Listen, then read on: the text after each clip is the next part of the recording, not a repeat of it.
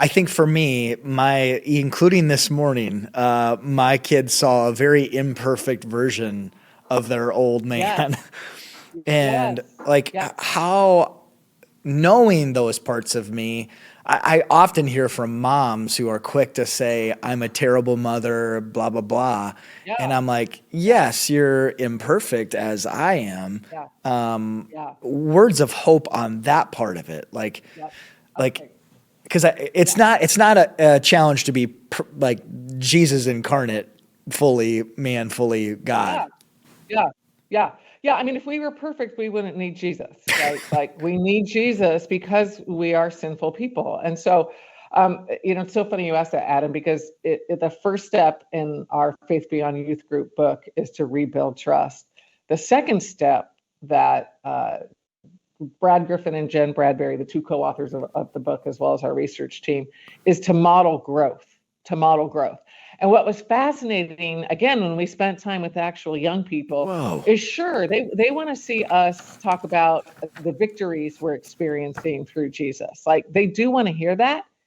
They're just as interested in us talking about how we're experiencing Jesus in the midst of our struggles, in the midst of our imperfections, in the midst of our flaws. And so, let's say last night when one of my children wanted to talk to me and I really just wanted to do email, I happened to, I think, make the right decision last night. I, put aside the laptop. This made this that time, example, this because I was gonna say this example feels way too personal for me. Continue on though. Yeah. yeah, totally, yeah, totally. But let's just imagine, it's one of the zillions of times that I didn't make the right decision, that I'm, only half-heartedly listening to my kid, or, I'm blatantly doing email instead of listening to them. Well, Yes. what our research would say is go ahead and ask your kid for forgiveness for doing that. If you realize you've done that, if you spoke harshly, which often is for me, if you were to read the text of what I say, it's okay. It's my tone of voice that isn't as loving as I would want sometimes. Like, go ahead and apologize to your kids about that. Say, I'm sorry. In another study we were doing, we were talking to amazing parents and step parents and guardians.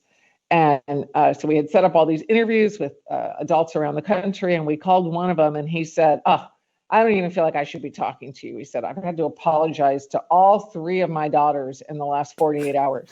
And by then in our research, we were seeing, how important that was. And so I said to him, actually, that's exactly why we want to talk to you, is, even that is an example of you being the kind of parent that is authentically loving Jesus and loving your kids. So not if you fail, but when you fail as a parent, a guardian, a caregiver, like admit that to yourself, confess that before your kids, and may your home be a place where we can admit our mistakes to each other.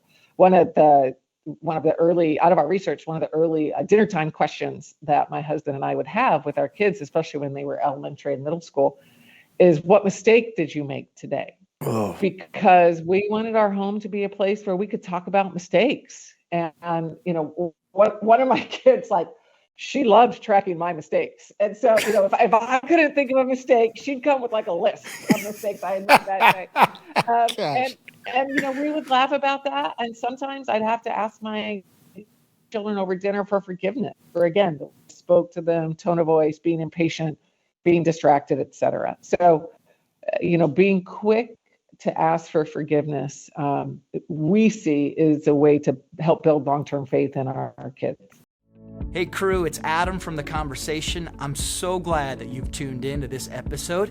If you haven't done so yet, make sure you go and click the subscribe button, whether it's on YouTube, Apple Podcasts, Spotify, or on Pando, so you don't miss a single episode of The Conversation. Also, I need to give a huge shout out to these partners.